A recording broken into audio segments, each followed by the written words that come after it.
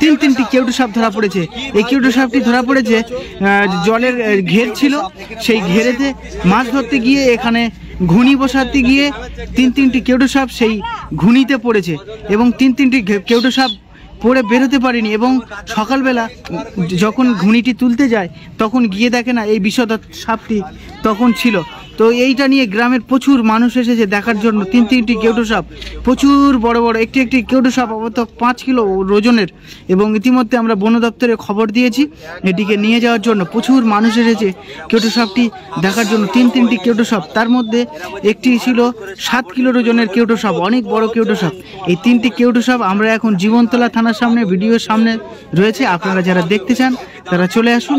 এই তিনটি কেউটু সাপ এই দেখার জন্য গ্রামের মানুষ প্রচুর পরিমাণে চলে এসছে। আপনারা যারা প্রচুর লোক জমায়েত হয়ে যাচ্ছে। আমরা এখন বন দপ্তরকে পাঠিয়ে দিলাম সাপটি। আর এই সাপটি তিনটি সাপের আয়তন ও ওজন এতটা বড়, আপনারা দেখলে বুঝতে পারবেন।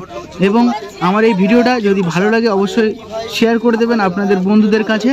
এবং তিনটি কেউটু সাপ এই প্রথমবার আমি দেখলাম, এত বড় কেউটু সাপ।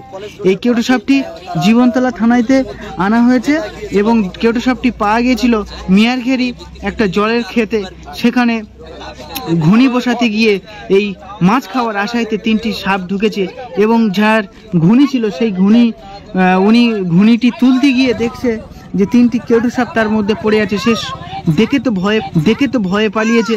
ভয়ে পালানোর পরে গ্রামবাসী সমস্ত লোককে খবর দেয় যে এরকম আমার বৃত্তিতে 3টি কেউটু সাপ পড়েছে। সবাই এইটা দেখার জন্য প্রচুর মানুষ এসেছে। তো আপনারা যারা দেখেছেন ভিডিওটা শেয়ার করুন আপনাদের বন্ধুদের কাছে, যেন আরও মানুষ দেখে, এই ভিডিওটা শেয়ার করে এবং শেয়ার করে সবাইকে জানিয়ে দাও।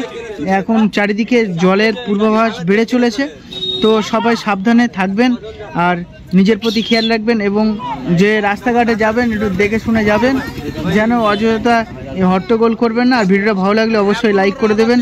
দেখা হচ্ছে পরের কোনো ভিডিওতে, ভালো থাকবেন। বন্ধুরা দেখতে পাচ্ছেন একেবারে জীবনতলা থানার সামনে তিনটি কেউটু সাপ ধরা পড়েছে। এই কেউটু সাপটি ধরা পড়েছে জলের ঘের ছিল, সেই ঘেরেতে মাছ ধরতে গিয়ে এখানে ঘুনি বসাতে গিয়ে তিনটি কেউটু সাপ